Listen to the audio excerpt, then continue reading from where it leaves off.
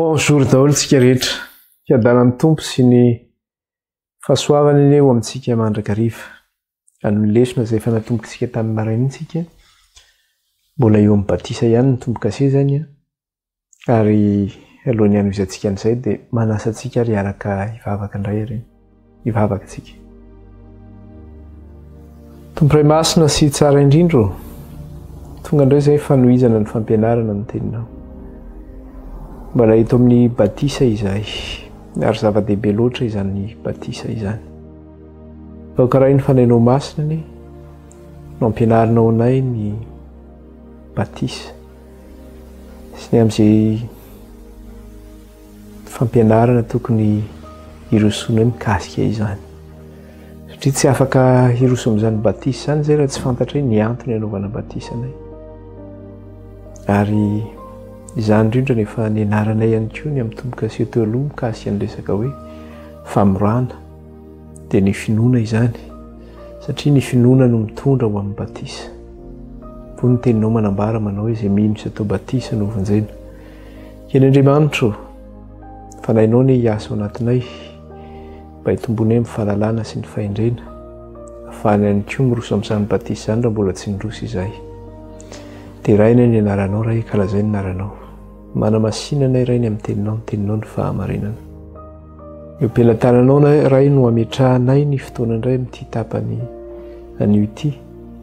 Mba ho toto soa tsara ny izao fampianarana izao ary mba ho samy ho tafiditra amin'ny fifandraisana daholo ny na izay mandefa izao fampianarana izao na ny tokantrano any. Ka mba tsisy ho tapaka na ho azo tsampina na dia kely aza. Ary eny eo ny efa noentinay mbavaka tamin'ny maraina iny amin'ny tsy fahasalamana. Aoka Jesosy Tompo ilay diakapoka taminao mbola hitondra fanasitrananao azy ireo ny dia ho sitrana izy ireo Tompo ny amin'ny aretina rehetra izay mahazo azy any tokantrano any. Eo ihany koa raha misy sarotra ny amin'ny fifandraisana dia aoka Jesosy eo ianao amerina ny fifandraisana izay tsy tafiditra ka mba hanana fifandraisana soamantsara izay amin'izao fampianarana ny teninao izao. Ka aoka Tompo tsy soromban'ilay ratsy na tsy kely azy fa eo am-pelantananao no metrahana izao Tompo. Ka aoka ny tsisy arombaka azy eo am-pelantananao. Dia mampianarana iray ny teninao indray aminay amin'ity tapany faharoa ity. Fa voninkaina izay vahoakanao Andriamanitra iray. Anaran'i Jesosy nandratanay izany vavaka izany iray tao anatrehanao. Alleloia. Amen. Voninahitra ho an'Andriamanitra irery ihany. Raha niresaka niresahantsika tamin'iny maraina iny izany dia izao hoe misy ireo fepetra izay takinany amin'ny resaka hoe batisa dia ny zavatra hitantsika izany dia voalohany dia mikasika ilay resaka hoe mila mianatra izany ny olona anankiray izay tokony atao batisa. Teo no nahitantsika ilay hoe tsisy idiran'ny zaza velively izany satria ny zaza tsy afaka mbola hianatra an'izany. Hitantsika tao anatin'izay ihany koa mikasika ilay resaka hoe mila mibebaka ihany koa ny zaza izay atao batisa. Eo amin'ilay hoe fianarana moa izany hita tamin'ilay ilay tapany voalohany izany dia hoe ao anatin'izay fianarana izay no ahatongavan'ilay finoana izany. Satria rehefa mianatra ianao dia ny fanahy masina no mametraka ny finoana io anatinao. Dia ny tapany faharoa mikasika hoe fibebahana. Hoe aoka mibebay ianareo izy areo ka samy atao batisa amin'ny anaran'i Jesosy Kristy mba ahazoanareo ny famelan-keloka. Izany hoe mila mibebaka ihany koa izany ny olona miroso amin'izany batisa izany. Dia hitantsika ihany koa tao anatin'izay izany mikasika ilay resaka hoe ilay hoe finoana izany. Satria eo ilay hoe mianatra dia iny no mitondra ilay finoana. Da raha tsy mino izany ianao sy atao batisa dia tsy ho vonjena. Ilay finoana no mitondra makany amin'ilay batisa. Ka raha tsy ao anatinao izay finoana izay na dia nianatra ary izany ianao kanefa tsisy finoana aminao, tsy mino an'i Jesosy akory ianao fa dia nianatra fotsiny dia tia atao batisa fotsiny. Fa inonao ilay zavatra nianaranao dia miroso amin'ny batisa ianao. Betsaka ange ny olona mianatra fa tsy ohatran'ireny ankizy ireny. Be dia be ny ankizy ampianarina, ohatra hoe ampianarina izany ny ankizy. Dia indrindrindra moa rehefa adolescent iny ankizy ampianarinao dia tsy meno anao akory izy. fa io koa zany mbola inarantsika eto koa zany hoe ahoana marina moa zany miaino zany, ahoana moa zany mandre zany. Fa ny anarantsika zany tamin'ny nanomboka ny fampianarana ny boky ny apokalipsy tsika de hoe sambatra zay mitandrina sy miaino ny tenyity faminaniana ity ka mitandrina zay voasoratra ato anatiny fa atombotra ny andro. De ahoana zany miaino zany? Na mifonao sy amin'ny sainao manontolo mihitsy fa tsy hoe mihainohaino fotsiny ianao zany. De eo zany le averiko tsara zany le izy teo fa somary mifandipatra kely le nazavako azy teo. Voalohany zany de zay hoe mila mianatra ny tenin'Andriamanitra ianao. Faharoa manaraka an'izay mbola mibebaka zany ianao. Ny fianarana zay nianaranao zany mitondra anao makany amin'ny fibebahana zany zay. Ny fianarana ihany koa zay nianaranao zany de zao mitondra anao ihany koa amin'ny finoana zany zay. Hoe izay mino sy atao batisa no vonjena. De zay finoanao an' Jesosy zay zany mitarika anao manao batisa. De mino zany ianao. Fahaefatra farany zay nijerentsika de hoe ianao zany tsy akaterena no anaovana an'io. Fa ianao manokana mihitsy araka ny sitraponao no anaovanao batisa. Ary zay araka ny sitraponao zay, zay décision hoe araka ny sitraponao zay de olo-dehibe no maka an'izay décision zay. Ianao efa lehibe zany no maka an'izay. Satria raha mbola zaza ianao, mety mbola noho ny ray aman-dreninao, mety mbola ny fiarahamonina, mety mbola tsy fantatra na ny mpampianatra anao ihany koa. Fa rehefa lehibe ianao de manapa-kevitra ohatrany hoe olona satria ny fandraisanao ny Kristy de zao hoe zay mihitsy ny tenin'Andriamanitra milaza manao hoe ny firaisan'ny Kristy ny fiangonana hozy izy de ampoarina amin'ny ny lasin'ny vavy zany amin'ny fanambadiany ny lasin'ny vavy. De hoe aoka ianareo lehilahy hozy izy ho tia ny vadinareo tahaka ny Kristy zay tia ny fiangonana. Zany hoe le fanaovanao batisany koa zany de hoe fifandraisanao amin'Andriamanitra zany io. Fifandraisanao amin'Andriamanitra ary ny tenin'Andriamanitra de milaza mihitsy hoe ianareo no vadiko izy izy. Andriamanitra miteny izy nareo no vadiko izy izy. Ara-panahy no resahana io zany. Ara-panahy no resahana io. Ka eto zany de zao ho antsika lehibe zany no mandray an'izay fanapahan-kevitra izay zany. Ho antsika lehibe no mandray an'izay fanapahan-kevitra izay zany hoe ny lehibe no mandray an'io fanapahan-kevitra io andeha ho atao batisa fa tsy hoe hoentin'ny ray aman-dreny zany manao an'izay zavatra izay izany. De eo ihany koa moa ny lafiny anankiray hoe raha atao batisa ary tsika zany de zao hoe manara-dia any Kristy tsika. Ahoana ny fomba nanaovana batisa ny Kristy? De izay ihany koa no risoantsika amin'ny batisa tahaka ny nanaovana ny Kristy satria Kristy zany no modely izay ho arahana. Ka ho an'ireo zany zay milaza, miezaka manamary-tena, manamara manao hoe aka zay no fantezainanay foana atao amin'ny fiangonan-drazanay hatramin'izay zaza natao batisa de zay tsy miala amin'izay fa zay ny finoanay.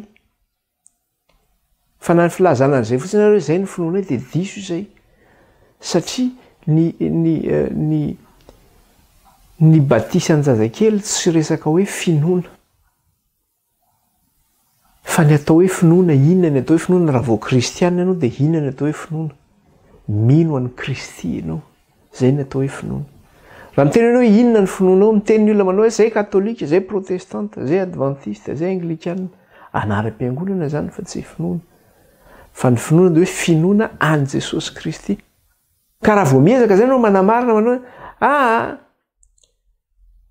ny zay kristianina fa ny fiangonan-drazanay de zao nanao batisan-drazakely foana hatramin'izay fa zay ny finoanay, tsy finoana zay. Fa raha mino an'i Kristy ianao de manara-dia any Kristy. Ary eo ka reo tsika raha manara-dia an'i Kristy de tsy hanampina ny masontsika fa hijery le fahamarinana. Sokafy le maso, sokafy ny saintsika andraisantsika le fahamarinana. Kanefa betsaka ny olona zany zay mikiry amin'izay hoe fomban-drazana zay hoe tia nitezainanay hatramin'izay. Ny razam-be anay de efa io nanaovanay fa zay tsy hiala amin'izany. De mifanontana mipetraka ny fanaovana an'izay hoe batisa ny zazakely ny batisa de inona ny dikan'izay? Ny dikan'izay de zao hoe Zay ny fomban-drazana zany, na zay ny atao hoe tradition na hoe fomba fanao. Raha ohatra ka nahavonjy ny fomba fanaona ny tradition dia efa nasian'Andriamanitra nanaraka an'izany tsika. Fa na ny jiosy aza niezaka nanaraka an'izany tradition zany, niezaka nanara ny fomban-drazana, satria nampianarin'ireo razana izy ireo tsy niala tamin'ny lalàn'Andriamanitra izy ireo dia namorona fomba fanao. Dia io ny narahany jiosy, dia rehefa tonga Jesosy dia nitenen'i Jesosy mafy izany.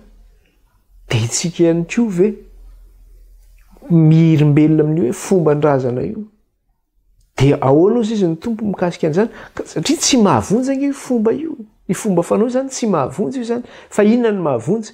Ny fanarahana ny soratra masina no mahavonjy. Dia Jesosy no miteny, manambara manao hoe dinihonareo ny soratra masina satria ataonareo fa ho aminy ananareo fiainana. Kristianina rehetra dia milaza hoe mianatra ny soratra masina. Kanefa Jesosy dia mbola toizany ihany ilay teny manambara manao hoe kanefa nareo tsy mety manaraka azy izy mba ahazoanareo fiainana. Zany hoe ny fanarahana an'io zany no ahazoana fiainana, io no ahazoana famonjena, fa tsy ny fanarahana ny fomban-drazana. Dia ahoana izy ny tenin'ny soratra masina? Marka 7, jerentsika kely. Marka 7, raha mbola miziriziry amin'izay fomba fanao zay zany tsika. Dia zao ny teneniny atao Marka 7, jerentsika kely zany zay. Dia ny 7 sy ny 8. Marka 7, dia ny 7 sy ny 8. Koa foana ny vavahan'ireo amiko raha mampianatra ny didin'olombelona ho fampianarana izy. Mahafoy ny didin'Andriamanitra ianareo ka mitana ny fanaon'ny olona. Raha ohatra zany tsika ka mikiry sy mitazona zany izay fomban-drazana zay, sy fomba fanao zay nefa tsy araka ny soratra masina. Dia ahoana ozy izy Jesosy? Koa foana ny vavahan'ireo amiko. Foana zany ny vavahana amin'Andriamanitra. Ny zavatra ataontsika eto zany dia mamerina ilay tsatoka ange zany tsika. Mamerina ilay fahamarin'Andriamanitra hoe inona ny voalazan'ny soratra masina. Foana ny vavahanareo amiko. Satria zany fomba fanao zany, zany fomba fanao hoe batisan'ny zazakely zany dia zao didin'olombelona zany, fa tsy didin'Andriamanitra zany. Fa inona ny zavatra natoron'i Jesosy, ny lalana nomen'i Kristy izay niraisika tamin'ny maraina hoe izao no ataovy hatanteraka ny fahamarinana rehetra. Ny fanaovana ny nanaovan'i Jesosy mahatanteraka ny fahamarinana zay. Fa ny didin'olombelona tsy mahatanteraka ny fahamarinana. Foana ny vavahanareo amiko izy.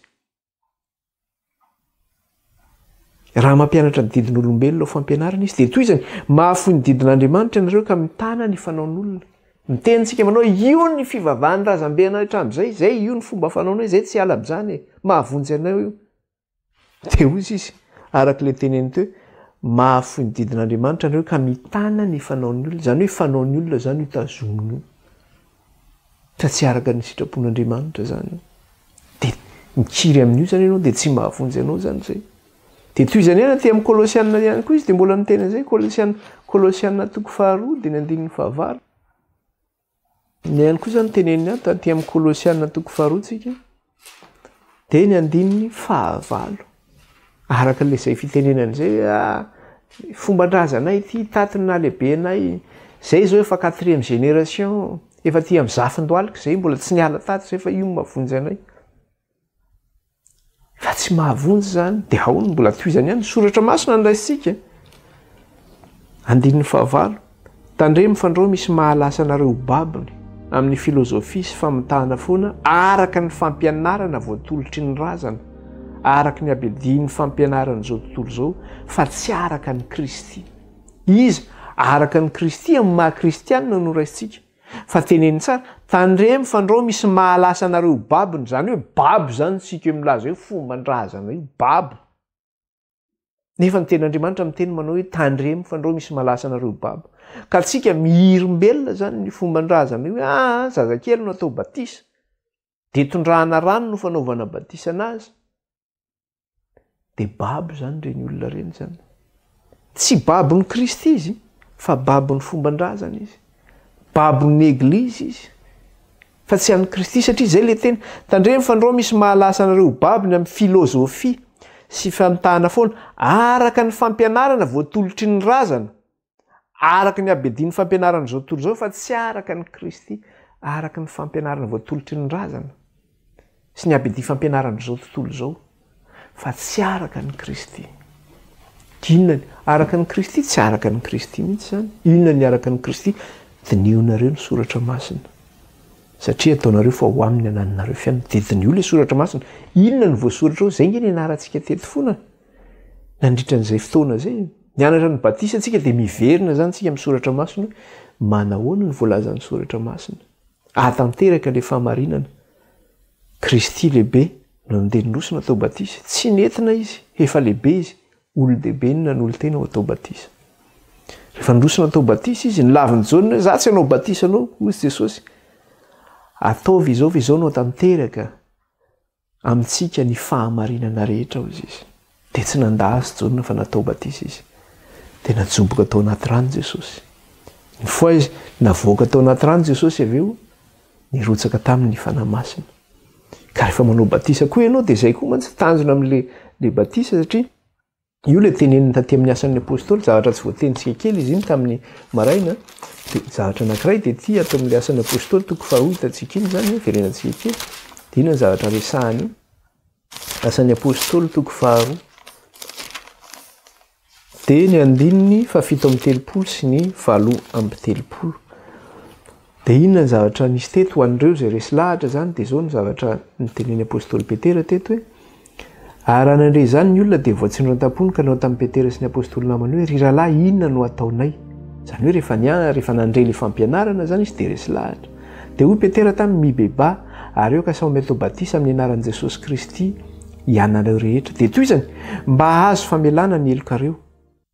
Ny zavatra hitantsika eo zany dia zao hoe io zany le hitantsika le hoe nresantsika mila mianatra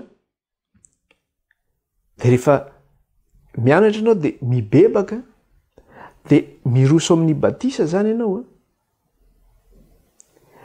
dia mahazo famelan-keloka ianao averiko tsara le izy mianatra zany ianao dia rehefa mianatra ianao dia io fianarana inaranao mitondra finoana zany io i finoana io nefa ny dia zao tsy maintsy mibebaka zany ianao avy eo dia rehefa mibebaka ianao dia atao batisa ianao rehefa atao batisa ianao dia mandray famelan-keloka ianao dia rehefa mandray famelan-keloka ianao dia misy zavatra anankiray omen'Andriamanitra fanefa ny tsy voaresantsika teto. Inona ny zavatra omen'Andriamanitra ao ihany koa dia zao ny zavatra teneniny ato averiko le teny mibeba hozy izy areo ka samy atao batisa amin'ny anaran'i Jesosy Kristy ianareo rehetra mba hazo famelana ny elokareo ary ianareo handray ny fanomezana dia ny fanahy masina ary ianareo handray ny fanomezana dia ny fanahy masina miverina indray zany amin'le tombo-kasen'ny fanahy masina le izy miverina foana mitombo-kasen'ny fanahy masina zany hoe fanahy masina zany mirotsaka ao anatinao miverina ny mitombo-kasen'ny fanahy masina zany tsika ao aminy koa ianareo rehefa nino izy izy no nasiana ny tombo-kasen'ny fanahy masina rehefa nino tsika nandrain'i Jesosy Kristy ho tombo sy mpamonjy ny fiainantsika nino tsika dia nino nibebaka dia natao batisa nandray ny famelan-keloka dia nandray ny fanahy masina zay mahatombo-kasen'ny fanahy masina le batisa zay rehefa atao batisa anao dia mipetraka aminao le tombo-kase zany mandray ny tombo-kase miverina indray ny fanahy masina dia mandray ny fanahy masina io satria zay aona le batisa tombo-kase ny fanahy masina dia miverina amin'izay foana le izy izany ny antony zany mahatonga ny olona anankiray ho atao batisa dia inona mba ahazahoany famelan-keloka zany hoe fanasana ny fahotana zany ny batisa ka zay fanasana ny fahotana zay zany azahoany hoe famelan-keloka ary andraisanao ny fanahy masina ny antony anaovanao batisa ihany koa dia zao mba hahatonga anao olom-baovao tsy lasa zany le anao taloha tonga vaovao anao ankehitriny dia iny ny tonga vaovao iny lasa zanak'Andriamanitra ianao tsy tahaka ny nahaterahanao fahintsony nahaterahanao fa zanak'Andriamanitra zany ianao olom-baovao ianao nateraka ny rano sy ny fanahy io le hoe fahateram-baovao hitantsika mikasika an'le hoe Nikodemosy tany amin'le Jaona toko 13 zany hoe raha tsy ateriky ny rano sy ny fanana reo dia tsy mahazo miditra amin'ny fanjakan'Andriamanitra dia lasa zanak'Andriamanitra izany isika. Ka io batisa io zany dia zao hoe mampisaraka be dia be izy io, mampisara-tsaina izy io, mampisaraka fianakaviana ihany koa izy io ary le fahamarina dia mampisaraka raha teo koa. Fa zay tsotra ihany le izy hoe iza no arahanao? Ny filozofian'ny olombelona ve no manababo anao? Ny tandalan'ny fomban-drazana ve no manababo anao? Ny abidin'ny fampianaran'izao tontolo izao ve no manababo anao? Sa Kristy no manababo anao? Fa ny abidin'ny fampianaran'izao tontolo izao, ny filozofian'izao tontolo izao, ny fomban-drazana araka ny voalaza teo dia reny manino reny? Manalatsika amin'ny Kristy zany reny. Fa raha vao zay no arahantsika manao hoe ny anay fomban-drazana ihany dia efa tsy an'ny Kristy ianao zay. Fa babiny reny ianao, babiny fomban-drazana zany ianao, babiny fanaon'izao tontolo izao zany ianao. Ny batisa nefa dia zao, raha vao ataonao kitoto io na araka ny fanaon'ny sasany hoe za efa vita batisa zazakely na araka le teneny hoe fomban-drazana dia zao tsy mahavonjy anao zay satria ny batisa dia zao amin'ny fomba fiteny frantsay moa dia milaza hoe condition sine qua non, zany hoe io zany fony filazana azy amin'ny teny gasy hoe fepetra zany takina tsy maintsy atao azahoana ny famonjena. Ka raha vao tsy araka ny izy zany le batisa fa nataoko totoa le batisa dia efa very zany ianao, tsy mahavonjy anao zay. Araka ny tenenga averiko tsara ilay satria zava-dehibe atao hoe ny forsen'ny ray aman-dreny ianao nanao batisa na dia atao hoe libera ianao natao batisa dia efa tsy izy zany zay satria ianao tsy resy lahatra nefa ny forsena ianao nanao an'izay zavatra zay. Faharoa ianao forsena ihany koa ianao hoe tsy manambady andraniny ianao raha tsy atao batisa, batisa ny fanambadiana zany zay dia efa tsy izy zany zay, tsy mahavonjy anao zany zay. Eo ihany koa ianao mbola natao batisa ianao mbola kely, nga ianao nanao hoe za atao batisa tamin'izany fa dia natao ny ray aman-dreny fotsiny, tsy mahavonjy anao zany zay. Dia ohatr'izay ihany koa zany ilay resaka hoe finoana, satria rehefa mianatra zany ianao ny tenin'Andriamanitra dia mila fantarinao hoe iza le Jesosy anaovana batisa anao. Jesosy nefa dia nilaza manao hoe isy Kristy sandoka, isy mpaminany sandoka. Maro no voafitanao izy Kristy. Ka raha diso zany ny finoanao koa izy Jesosy anaovana batisa anahy io dia diso koa zany ny finoana. Matthieu 4:24 no jerentsika. Matthieu 4:24 Matthieu 4:24 dia ny 24. Ahoana izy Jesosy?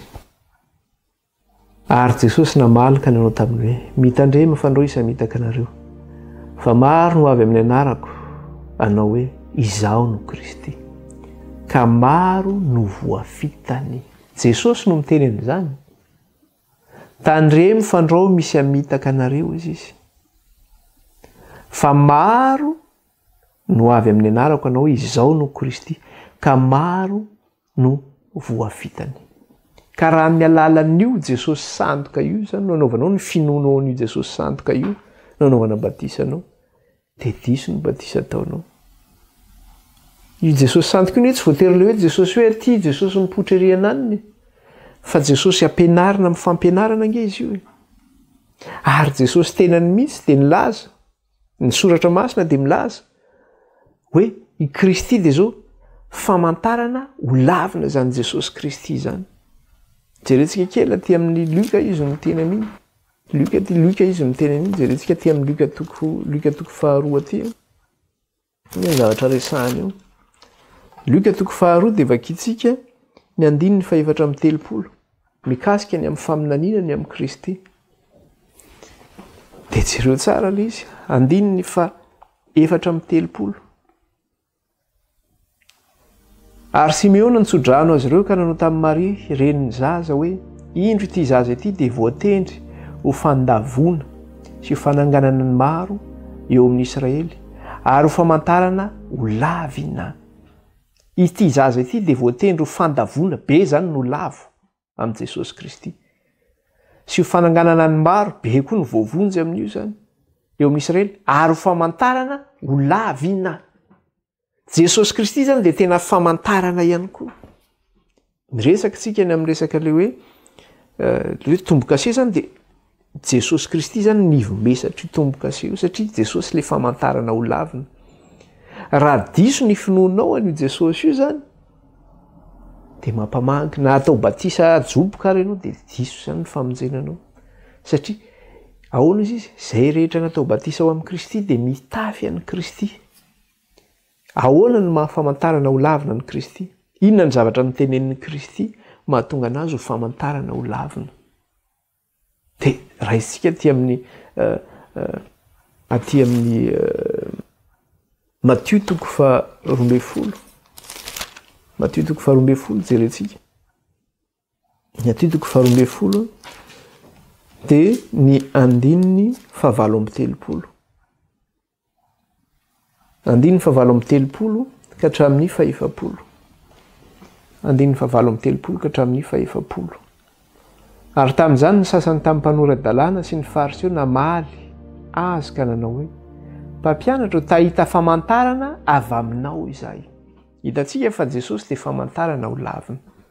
Reto nefa dia nangataka tamin'i Jesosy hoe mpampianatra tahita famantarana avy aminao izahay. Fa Jesosy namaly ka nanao taminy hoe izay taranaka ratsy fanahy sy mijangajanga dia fatra-pitady famantarana nefa tsy hisy famantarana omena azy afa-tsy ny famantarana ny amin'i Jona mpaminany. Dia ahoana izy izy? Fa tahaka ny toeran'i Jona atelon'andro sy atelon'alina ao akibon'ny hazan-drano lehibe dia toy izay ny toeran'ny zanak'olona atelon'andro sy atelon'alina ao akibon'ny tany. Nametraka famantarana zany eto Jesosy.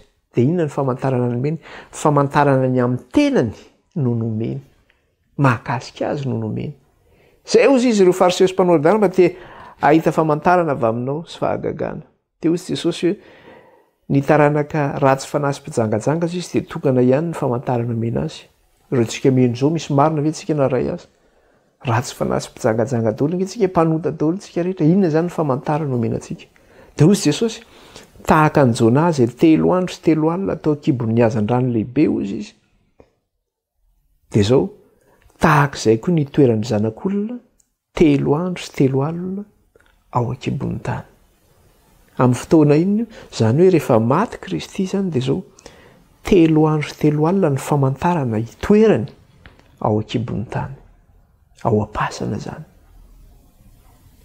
Zay ny famantarana omen'i Jesosy. Raha ny zavatra tenenin'i Jesosy dia zao be dia be ny manankinana io famantarana io. Manao hoe tsy mitombina io e. Dia zao zany nge zavatra hevitra ara-panahy zany, zao ny hevitra an'izany tsy ara-baky teny zany.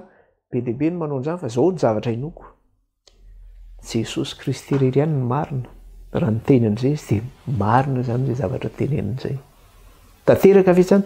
Tanteraka ara-baky teny tokoa zany. Hoe 3 andro sy 3 alina ny toerany tao akibon'ny tany.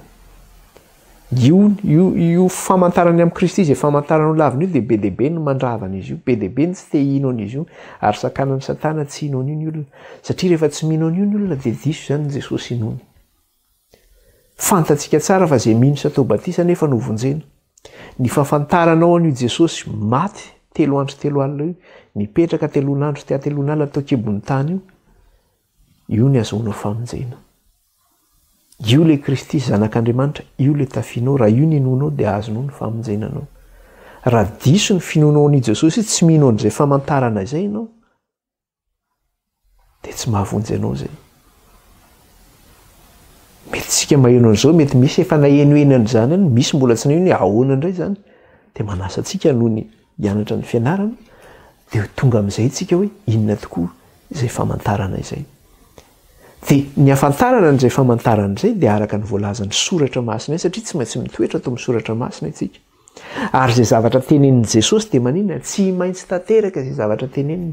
Ny vavany no mitenen'izany. Lioka toko 420 andininy 420. Lioka toko 420 ny andininy 420. Lioka toko 420 ny andininy 420.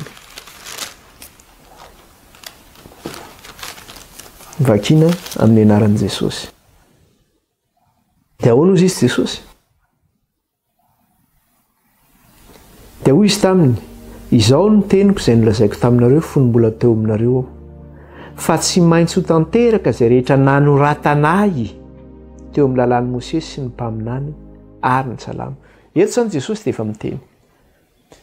Tsy maintsy tanteraka izay rehetra nanoratana izy teo amin'ny lalàn'i Mosesy sy ny mpaminany ary ny salama, satria ireo zany ny soratra masina tamin'ny andron'i Jesosy. Ny lalàn'i Mosesy, ny bokin'ny mpaminany ary ny salama. Dia toy izany le vaky teny dia nanokatra ny sain'ireo izy ahalala ny soratra masina. Ary hoy izy taminy, izany no voasoratra fa Kristy hiaritra ka hitsangana amin'ny andro fahatelo. Ahoana izy? Ary hoy izy taminy, izany no voasoratra, zany hoe voasoratra any amin'ny lalàn'i Mosesy zany, any amin'ny mpaminany, any amin'ny salama. Voasoratra amin'ny soratra masina. Izany no voasoratra hozy izy fa Kristy hiaritra ka hitsangana amin'ny maty amin'ny andro fahatelo. Rehefa maty izy eo pasana 3 andro zany, io le tenenintareo 3 andro 3 alina ny toerana io anatin'ny tany, ary amin'ny andro fahatelo izy dia hitsangana. Izany no voasoratra ho Kristy.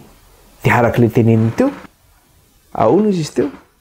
Manao hoe, fa tsy maintsy ho tanteraka izay rehetra nanoratanay. Tsy maintsy tanteraka zany zay. Asakasaka ireo izay manala an'izany, fa tsy maintsy tanteraka izany.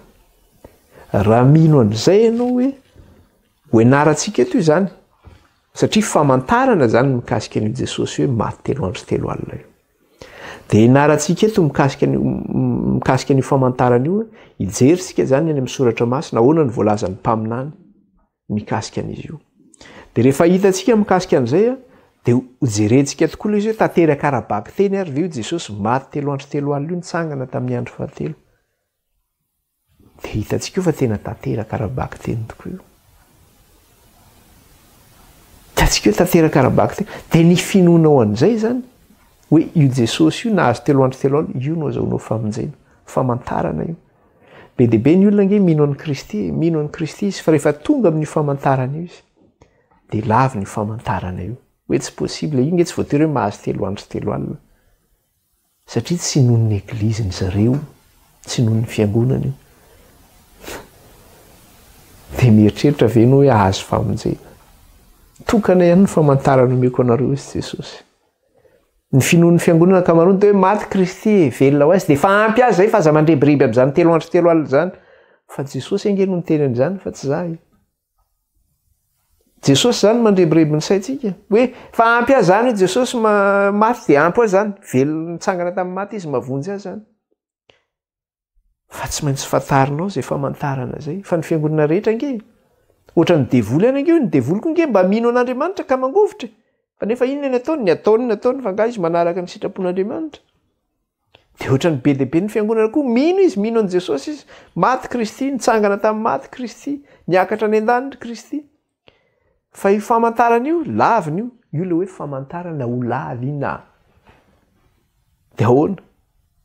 Anisan'le mandahany izay famantarana zay ve ianao? Kristy dia famantarana ho lavina. Isaorantsika ny tompo lehibe, satria fahavitantsika androany zany mikasika ty le resaka hoe mikasika le resaka hoe batisa ity izany, ary ny fandraisantsika zany an'ilay batisa dia zao hoe hidirantsika any amin'ny fiainana mandrakizay zany izy io. Satria le akanjo izay tafitsika io zany dia io zany le akanjo isehoantsika eo anatrehan'Andriamanitra.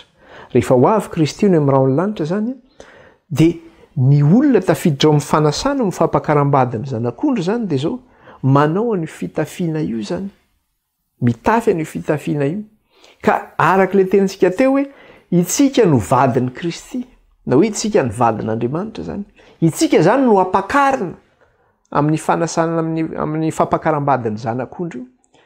dia ohatr'izay koa tsika rehefa mampakabady aty an-tany raisina amin'ny ohatra an'izay lay izy dia zao manao an'izay akanjo fotsiny vehivavy rehefa manambady iny manao voile tandindona zany zay hoe rehefa ho avy koa zany Kristy ny amin'irao ny lanitra dia zao manao an'izay akanjo fotsy zay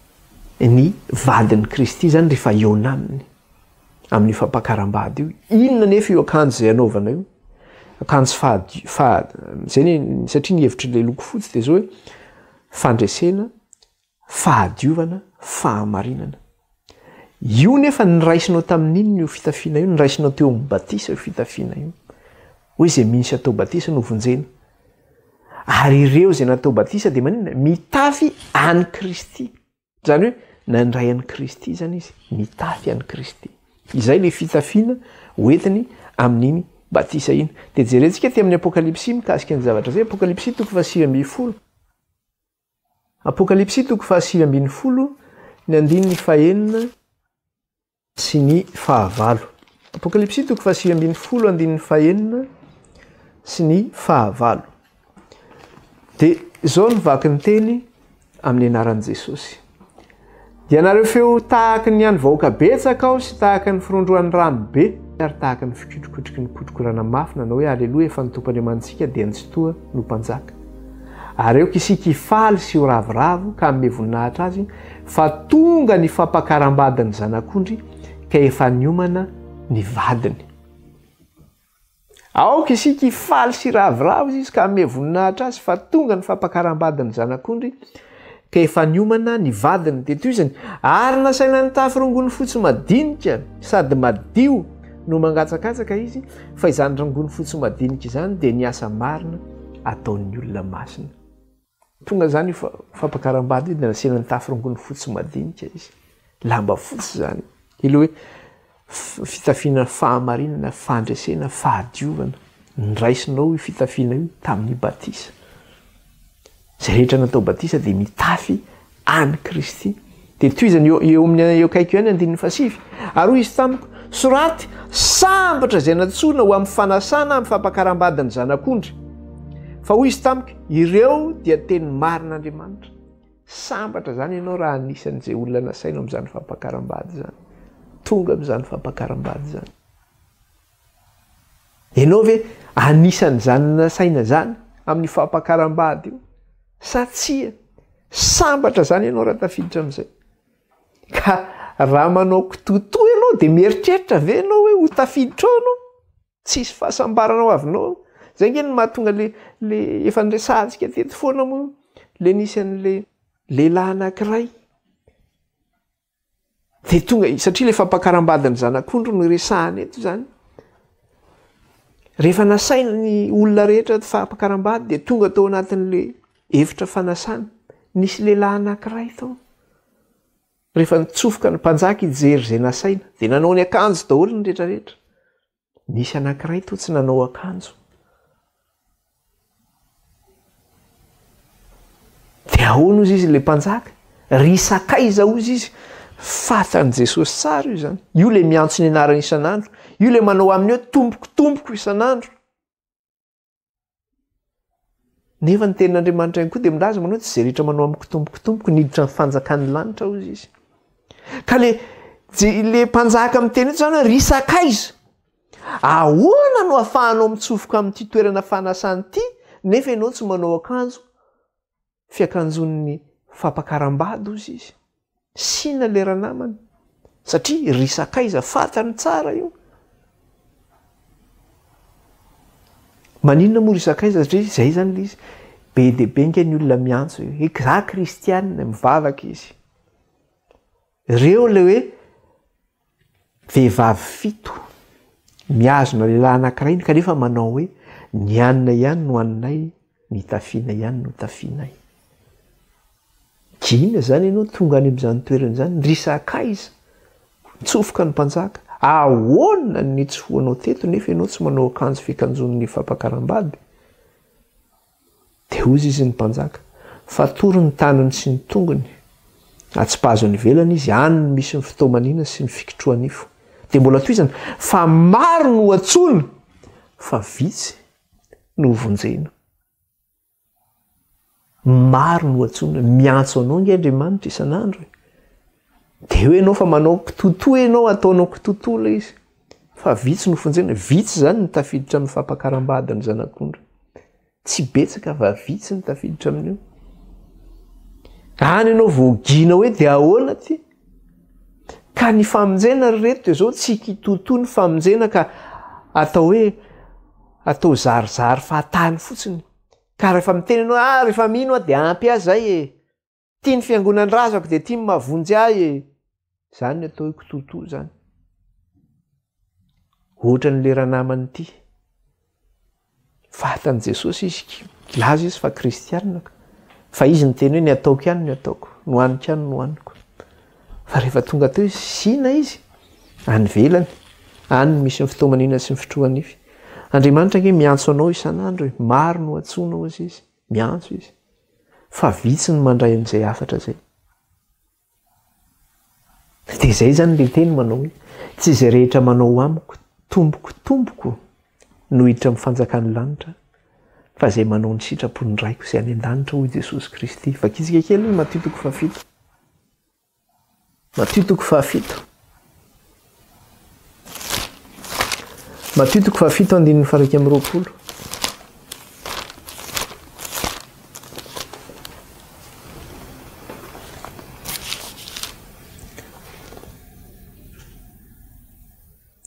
Tsy izay rehetra manao amiko hoe tomboko no hiditra amin'ny fanjakan'ny lanitra fa izay rehetra manao ny sitrapony raiko izay any an-danitra hozy izy. Maro no anao amiko amin'izany andro izany hoe tomboko. Tsy efa naminany tamin'ny anaranao va izahay? Tsy efa namoaka demoni tamin'ny anaranao va izahay? Ary tsy efa nanao asa lehibe maro tamin'ny anaranao va izahay? Ary dia nambara amiko marina hoe tsy mba fantatra akory ianareo hatr'izay miala amiko ianareo mpanao meloka. Tonga izay fotoana zay afaka manamary teny ianao, za nge efa mba namangy ny fonjy, za nge efa nameny mahantry, za nge mba efa namangy teny amin'ny hôpitaly, za nge efa nanao asa soa nanao an'izao hoe. Fa hoy izy ny tombo tsy fantatra akory ianareo. Tsy ny fanaovanao an'izay nge. Misy nge tena mahavita fahagagana amin'ny anaran'i Kristy araka ilay voalaza teo, namoaka demoni amin'ny anaran'i Kristy. Navita fanasitrana sy fahagagana tamin'ny anaran'i Kristy. Zay mahatonga le hoe sakaiza. Fa tsy fantany akory ianareo. Satria mialamika ianareo mpanao meloko, maninona zay na mpanao meloko satria zao tsy tanteraka tao amin'izay olona zay le fahamarinana. Tsy nitafy le fitafiana tena izy.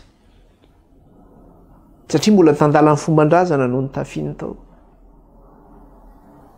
Ny abediny fampianaran' izao tontolo izao mbola narahany. Tsy tanteraka ny famonjena azy. Na le Jesosy izay niraisiny ary anaovana batisa azy. Tsy nandray an'io Jesosy maty 3 andro 3 alina io izy araka ny soratra masina. Aza ny famonjena. Miala amika ianareo ry mpanao meloka hozy izy. Zava-doza zany. Zava-doza zany. Ny vahoakan'i Kristy le zao maninona rehefa tonga zay fotoana zay dia efa mitafy an'io fitafiana io izy. Fahadiovana, fahamarinana, fandresena. Satria nandrain'i Kristy izy ho tompo sy mpamonjy ny fiainany. Ireo no itsofoka amin'ny fanasana ny fampakaram-bady ny zanak'ondry izany. Dia izay zany mahatonga le hoe ny batisa zany dia zao hoe ny famonjenantsika zany tena miankana lehibe amin'ny batisa io. Raha tsy manao batisa zany sika dia tsy tanteraka ny famonjenantsika. Mety hisy ny laza manao hoe dia ahoana zany ilay lehilahy teo amin'ny hazo fijaliana iny nytenen'i Jesosy nanao hoe anio dia eo amiko any paradisa ianao, ngai ny lehilahy iny natao batisa. Ahoana moa ny ahafahany ianao batisa intsony efa amin'ny hazo fijaliana izy. Izay le tenen'ny soratra masina manao hoe fa famindrapo ny sitrako fa tsy fanatitra latsa-drà. Raha itsika ny hevitra izany teny izany dia tsy niteny an'izany tsika.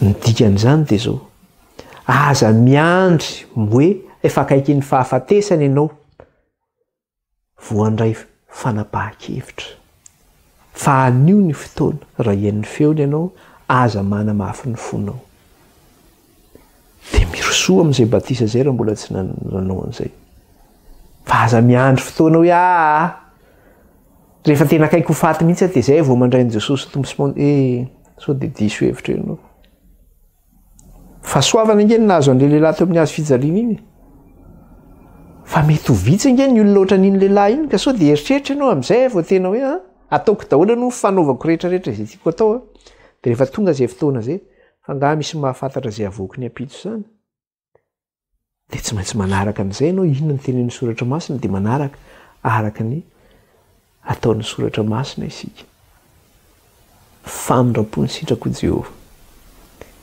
dia ny fahanotsika an'izao fampianarana izao ihany koa dia zao mbola famindrapon'Andriamanitra no hanotsika an'izao ahafahantsika miroso amin'izay batisa izay izany ny finoana zany miampy batisa dia mitondra famonjena eo zany ilay fitafiana raisinao amin'ny fiavian'i Kristy ny amin'irao lanitra ny tsy finoana sy ny tsy fanaovana batisa dia zao mitondra fahafatesana zany zay mitondra fanamelohana zany zay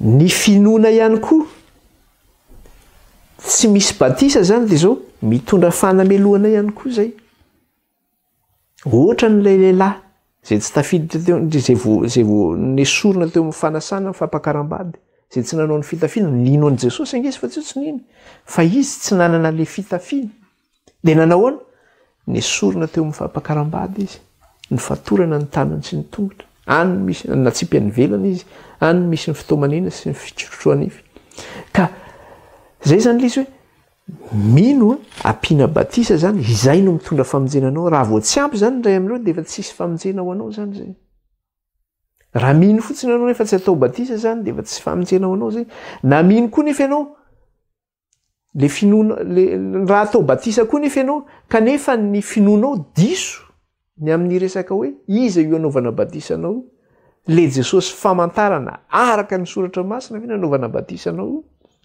sa tsy le araka ny soratra masina dia diso koa ny batisa ataonao zany le tsy mitondra famonjena ho anao zany zay fa raha le Jesosy araka ny soratra masina nanaovana batisa anao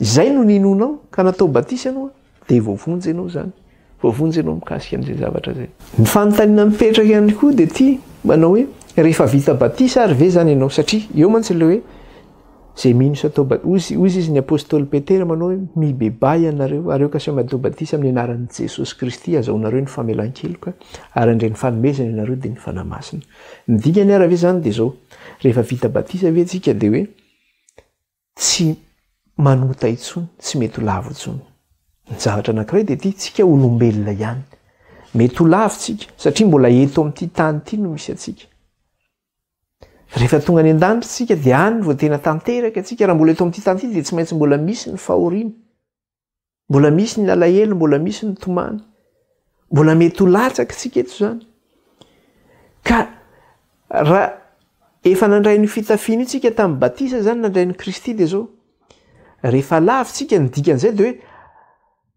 raha sendra lavitsika ny dikany dia hoe tsy hoe atao batisa indray iazakazaka satria misy fiangonana mantsy dia manao an'izany isaky mihetsika kely dia batisa efa misy ho batisa firy eo amin'ilay fiangonana batisa 10 olona ray manao batisa 10 manao 20 misy zavatra mbola tsy afaka indray atao fa anao batisa isaky mihetsika kely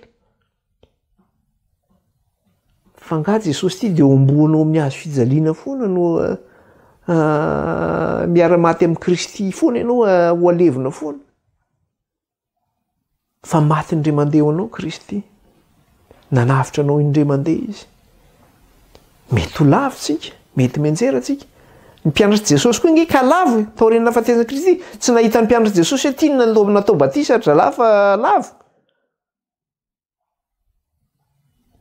fa rehefa lavo tsika zany hoe tsika zany mitafy an'i Kristy dia rehefa lavo zany tsika ka lasa hoe na nisy fotoana hoe nanota zany tsika satria olombelona tsika mbola mety menjera mety mbola lasa mety niady taman'olona tsika dia natefiteny zavatra tsy mamofady nyvoaka ny vavantsika na mety mbola nalay-panahy ianao tamina vehivavy ohatra na nalay-panahy ianao naniry zavatra olona nalay-panahy ianao nanozina ny rainao sy ny reninao ohatra nalay-panahy ianao mbola nangalangalatra dia rehefa latsaka ao anatin'izay fahotana zay zany ny olona anankiray kanefa izy efa nanao batisa fantatsika efa le batisa dia zao nandraisana le fitafiana ny Kristy dia entaché zany le fitafiana zany hoe lasa naloto zany le fitafiana.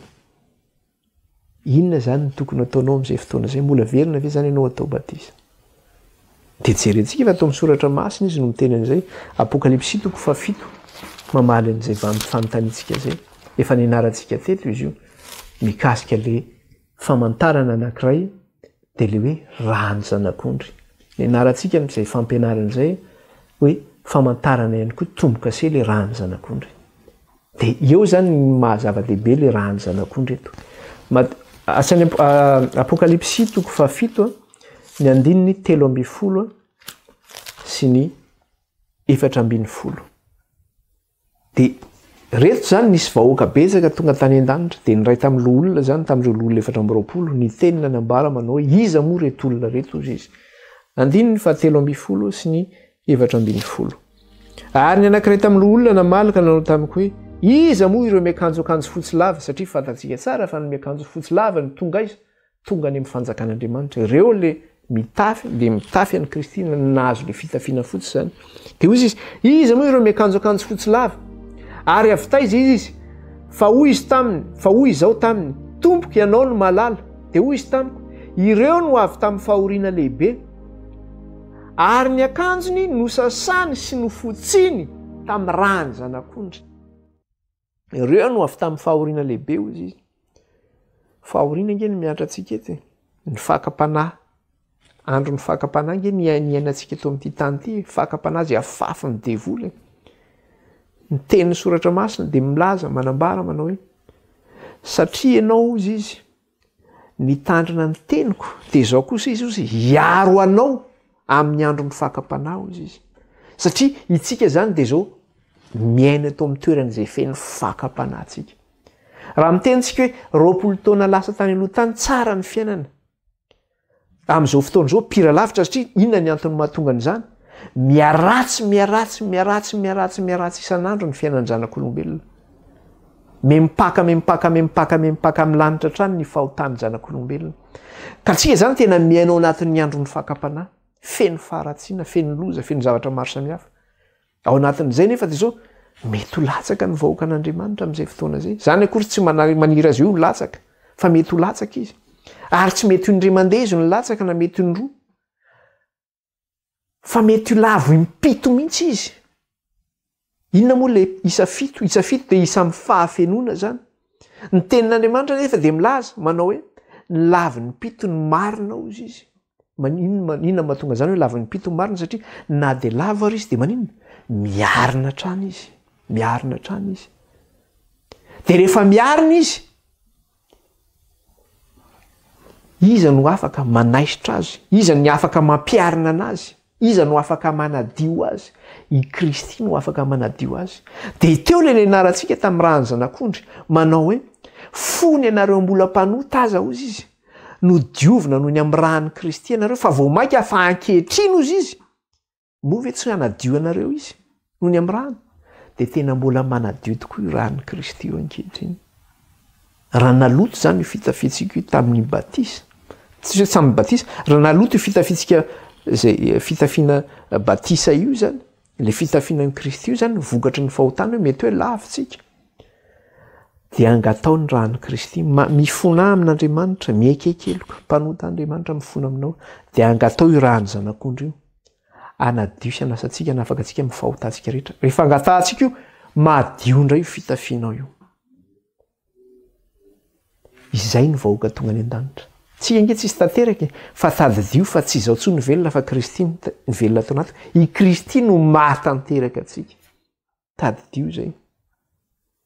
I Kristy no mahatanteraka atsika.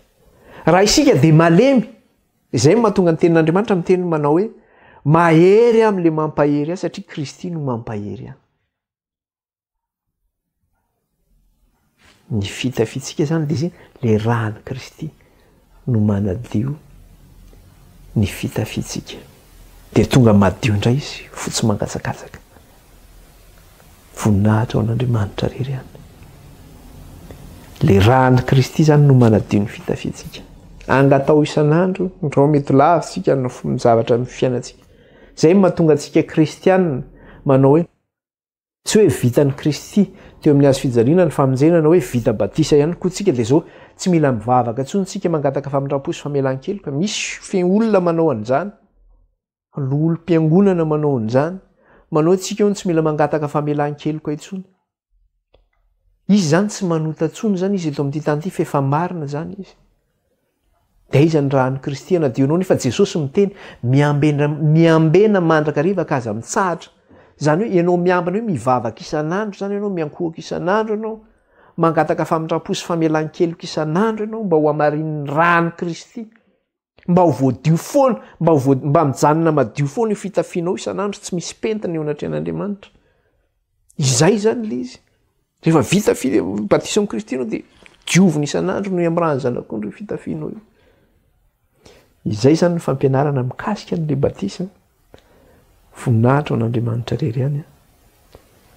Amin'ny heriny zany tsika raha sitrapon'Andriamanitra mamitina kely ny lesona zay vitantsika zay de hijery zany tsika mikasika ny hoe efa nampidiritsika kely teo ihany izy hiresaka le hoe famantarana ho lavina zany tsika. De ilay Jesosy Kristy le maty telo andro telo alina. Ozy Jesosy manambara manao hoe tsy maintsy tanteraka zay rehetra nanoratana araka ny soratra masinao izy. De jerentsika fa tanteraka tokoa zay. Ny finoanao amin'izay zany de zao afantaranao izy io Jesosy Kristy io izay inonao anaovana batisanao. Io nefa de zao tsy ampianarin'ny eglizy izy io fa ny zavatra ampianarin'ny amin'ny eglizy maro samihafa any de zao tsy mahazo an'io telo andro telo alina io ny famantarana ampianarin'izy ireo. Tsy mahazo an'io famantarana io. Ary raha misy mpino raha manontany azy ireo amin'ny fiangonana manao hoe mba ahoana tokoa ty tenin'Andriamanitra ity, de izy manao hoe io nge tsy de tena zavatra zava-dehibe loatra io e. De amaivaniny zareo ohatran'izay le izy. Famantarana ho lavina mazava be nge zany. Tokana ihany ny famantarana omenanareo izy. De zao tahaka ny Jona telo andro telo alina tao kibon'ny tany de tahak'izay tao kibon'ny hazandrano de tahak'izay koa ny toeran'ny zanak'olona atelon'andro sy atelon'alina ao akibon'ny tany. Zay no lesitsika amin'ity anio ity isaorana ny tompo lehibe zay hivavaka tsika amarana ny fotoana atsika izany. Raha io misaotra anao zahay raha afaka nianatra sy nandinika ny teninao. Manamasinana iray ny amin'ny teninao, ny teninao ny fahamarinana. Misaotra ny amin'ny tombony lehibe izay nomenao anay, ny amin'ny fianarana sy ny fandaniana ny teninao Andriamanitra. Sorato am-ponay raha io ny teninao ary ataovy an-tsainay. Manamasinana iray ny amin'ny teninao, teninao ny fahamarinana. Dia raina mandrakizay ny anaranao raha io, ankalazay ny anaranao. Aoka Jesosy io. Ny finoana ianao, ilay famantarana zay ho lavina no anaovana batisanay. Ka raha hianatra izany zay amin'ny lesona manaraka, dia sokafo ny fonay sy ny sainay mantarana ny sitraponao. Ho avy le ratsy anakana, tsy ahafahana hiaino izany. Keo ampilatananao sady ray no metrahana izany fampianarana ho avy zany. Sy ny fiainanay mandritra ty enemanay ty. Mba tsy hananan'ilay ratsy fahefana izay na dia kely aza. Dia raina mandrakizay ny anaranao ray. Amin'ny anaran'i Jesosy nandratana izany vavaka izany eto anatrehanao. Amen. Veloma daholo tsika rehetra, tain'Andriamanitra, baibai daholo. Izay indray ny lesitsika tamin'ity an'ity izany.